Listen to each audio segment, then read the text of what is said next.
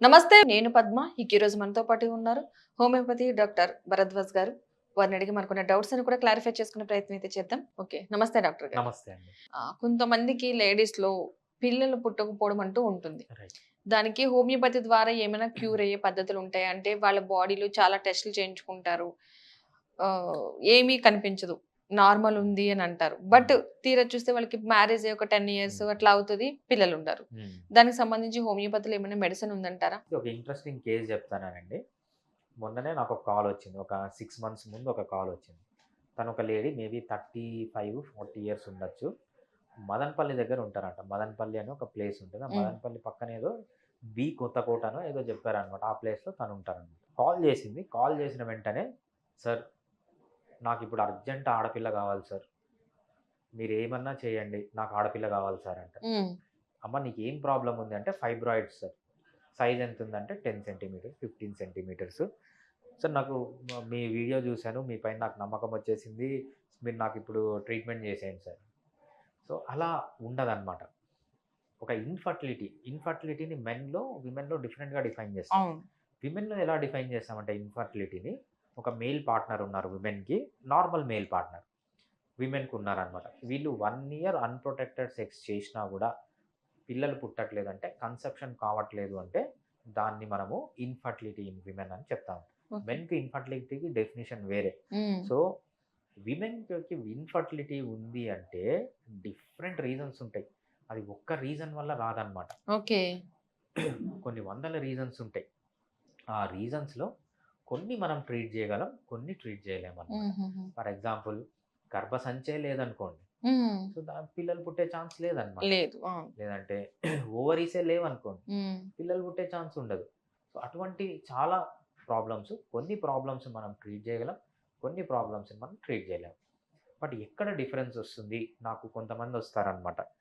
ఆహ్, ఒక 1 ఇయర్ ముందు ఒక మేల్, ఫీమేల్ ఇద్దరు వచ్చారనమాట. హ్మ్. ఇంత పెద్ద ఫైల్ పట్టుకొనొచ్చారు. ఆ ఫైల్‌లో ఏముంటుందంటే ఈయన రిపోర్ట్సు, ఆమె రిపోర్ట్స్. ఆ! ఇద్దరు సాఫ్ట్‌వేర్ ఇంజినీర్సే. రైట్. మేబీ ఒక మ్యారేజ్ అయ్యి 10 ఇయర్స్ అయ్యుండొచ్చు. 35 ఇయర్స్ ఉంటుందనమాట. మేబీ 30-35 ఇయర్స్ మధ్యలో ఉంటారు. హ్మ్. ఇంత ఫైల్ పట్టుకొనొచ్చి, తీసుకొనొస్తే మొత్తం టెస్ట్‌లున్నాయి. సో, కొన్ని అబ్నార్మల్ ఉన్నాయి. కొన్ని నార్మల్ ఉన్నాయి. ఇటువంటి వాళ్ళకి చెప్పేదేంటంటే 2, మీకు అర్జెంట్‌గా పిల్లలు కావాలి అంటే ఐవీఎఫ్‌లు, ఐయూఐలు ఇవన్నీ ఉన్నాయి. ఇవంతా ఏంటి అంటే సైడ్ ఎఫెక్ట్స్. సో, హ్మ్. మీకు ఆల్రెడీ హార్మోనల్ ఇంబాలెన్స్ వల్లనే మీకు ఈ ఇన్‌ఫర్టిలిటీ ప్రాబ్లమ్స్ వచ్చినాయి. అవును. మీరు మళ్ళీ అక్కడ పోయి బయట నుంచి హార్మోన్స్ తీసుకుంటే ఇంకా ఇంబాలెన్స్ అవుతుంది. హ్మ్. ఎప్పుడైతే ఇవన్నీ చేస్తారో అంటే అట్లా తల్లికి మంచిది కాదు, పిల్లలకి మంచిది కాదు. అవును. తల్లి ఆరోగ్యం చెడిపోతుంది హార్మోన్స్ అన్నీ తీసుకోవడం వల్ల. పిల్లలు కూడా చాలా ప్రాబ్లమ్స్ వస్తాయి. న్యూరో డెవలప్‌మెంటల్ డిజార్డర్స్ మనకు. ఆటిజంలు, ఏడీహెచ్‌డీలు ఏవైతే ఉన్నాయో వాటికన్నిటికి ఇవి రీజన్ అన్నమాట. హ్మ్. సో, నేను నా దగ్గరకొస్తారు పేషెంట్స్. "సార్, మీ వీడియోస్ చూసాము. మీ దగ్గర మంచి ట్రీట్మెంట్ ఉంది. మాకు ట్రీట్మెంట్ ఇచ్చేసేయండి. మాకు పిల్లలు కావాలని" వస్తారు. నేను హ్మ్. ఒకటే క్వెషన్ అడుగుతా. మీకు షార్ట్‌కట్‌లో పిల్లలు కావాలి. మీకు మీ హెల్త్ ఎలా ఉన్నా పర్లేదు. పిల్లల హెల్త్ ఎలా ఉన్నా పర్లేదు.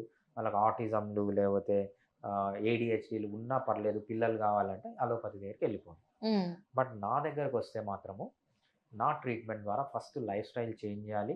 ఫస్ట్ మీరు హెల్తీగా కావాలి. మీరు హెల్తీగా అయినప్పుడు హెల్తీగా కన్సెప్షన్ అయితే హెల్తీగా పిల్లలు పుడతారు. సో, అవును. అటువంటి కేసెస్ మాత్రమే నేను తీసుకుంటానండి. వాళ్ళకి థైరాయిడ్ ప్రాబ్లమ్స్ ఉన్నా, ఒబేసిటీ ప్రాబ్లమ్స్ ఉన్నా, పీసీఓడీ ప్రాబ్లమ్స్ ఉన్నా, బల్క్ యూట్రస్ ప్రాబ్లమ్స్ ఉన్నా, లేకపోతే నెపోటియన్ సిస్ట్ ప్రాబ్లమ్స్ ఉన్నా, ఎండోమెట్రియోసిస్ ఇనీషియల్ స్టేజ్‌లో, అడినోమయోసిస్‌లు కొంతమందికున్న, ఫైబ్రాయిడ్స్ కూడా ఇనీషియల్ స్టేజ్‌లో మరీ పెద్ద ఫైబ్రాయిడ్స్ ఉంటే మనం ఏం చేయలేం. సర్జరీకెళ్ళాల్సొస్తుంది. అవును.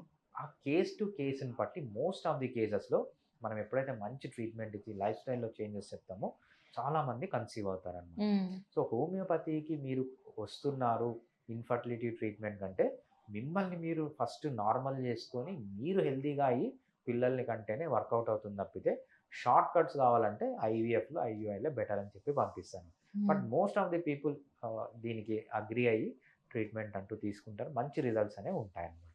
ఓకే.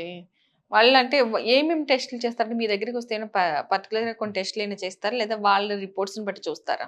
ఆల్రెడీ ఒకసారి హోమియోపతి డాక్టర్ దగ్గరికొస్తున్నారు అంటే, వాళ్ళు మొత్తం అంతా ప్రపంచం అంతా తిరిగి ఇంత పెద్ద ఫైల్స్తో వస్తారనమాట. అవును. ఆల్మోస్ట్ అట్లనే ఉంటారు. సో డైరెక్ట్గా వచ్చేవాళ్ళు చాలా తక్కువ. సో మోస్ట్లీ ఇంతవరకు నేను చూడలేదన్నమాట. డైరెక్ట్గా మాకు ఇన్ఫర్టిలిటీ ప్రాబ్లం ఉంది, హోమియోపతికి పోదాం, అంతా తిరిగి వస్తారన్నమాట. ఆ తిరిగి వచ్చేటప్పటికి ఆల్రెడీ అన్ని ఇన్వెస్టిగేషన్స్ ఉంటాయి.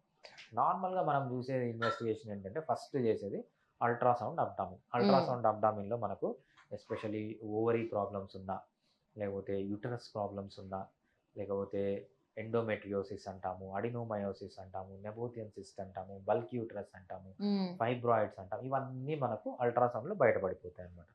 దాంతో కాకుండా హార్మోనల్ అస్సే చేస్తామన్నమాట. హార్మోనల్ ఇంబ్యాలెన్స్ ఏమున్నాయి అనేది ఇది విమెన్లో. సో ఈ 2 టెస్టులు చేస్తే మనకు మోస్ట్ ఆఫ్ ది కేసెస్లో మనకు బయటపడిపోతుంది ఏంటి ప్రాబ్లము అనేది.